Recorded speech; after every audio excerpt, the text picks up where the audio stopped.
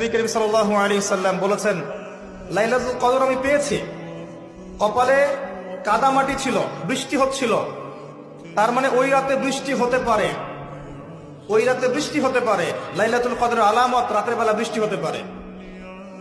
বৃষ্টি হয়েছে, তিনি নামাজ পড়েছেন, কপালের মধ্যে কাদা লেগেছিল, তিনি বের হয়েছেন, সাহাবীদেরকে বলবেন কোন রাতটা লাইলাতুল কদর, আজকের রাতটা লাইলাতুল কদর, এটা বলতে বের হয়েছে। বের হয়ে দেখছেন দুজন মুসলিম আপোষে ঝগড়া করছে। লিসেন টু মি, দুজন মুসলিম আপোষে ঝগড়া করছে।